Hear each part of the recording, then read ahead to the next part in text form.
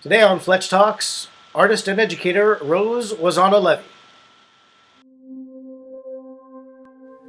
School Crossing is an intense drama about a retired police detective who takes a last stand against school shootings by placing himself in front of his local elementary school, upsetting the community and the political forces around him.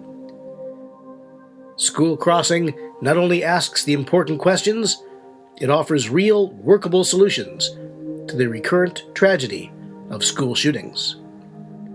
School Crossing, in paperback and for Kindle at Amazon.com. Or save 15% when you buy this or any other Fletcher Rhoden paperback from FletcherRhoden.com. Can it be that we hype our kids up with a supercharge of digital rush and then think that they suffer from some disorder when they exhibit that kind of hyperactivity, or is there no connection? I think there's an absolute direct correlation, a direct correlation to their level of not being able to sit still. Because if a 3-year-old is being sat down in front of a screen, and there's things that are constant images that are being just being fed all these images, and they're fast and furious images, and it's the next show and it's the next thing. I think there's absolutely makes sense that a kid is not going to be able to sit still. I think there's also some other things. I mean, I'm certainly not an expert in the field, so I can't really. I'm just surmising based on my experience. But that's all I also think that it has to be environmental. I believe that it's environmental. I believe it could be in food combinations and there's a whole other conversation I can get into with food and the quality of food that we're ingesting these days. The extremities that you mentioned have resulted in a lot of children being prescribed hardcore barbiturate pharmaceuticals, Yes. Prozac, and drugs of that sort. Yes, it's unprecedented. Or perhaps kids are so amped up on the games and the cereal and the chicken that they need Prozac. I mean, I don't know. What do you think? I think it's a phenomenon in this country that you have something wrong, you're going to get prescribed something.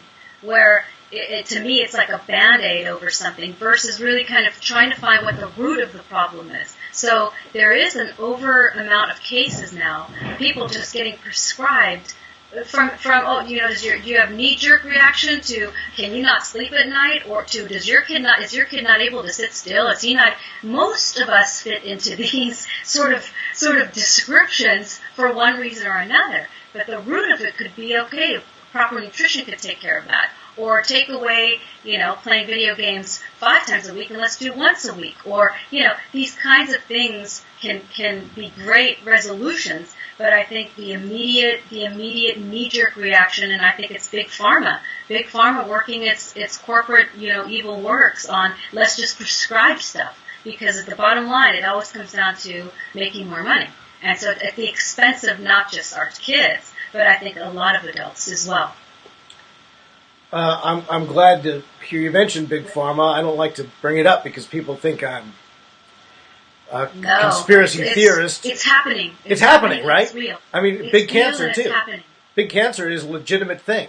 People don't believe that there's a superstructure of companies that are all making money off of one particular thing because there's so much money to be made from it.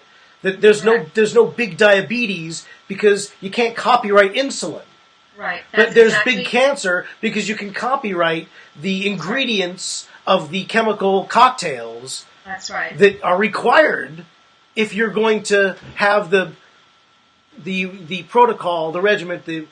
I want to call it a remedy, but I don't think any of us really think it is that. Right. It's right.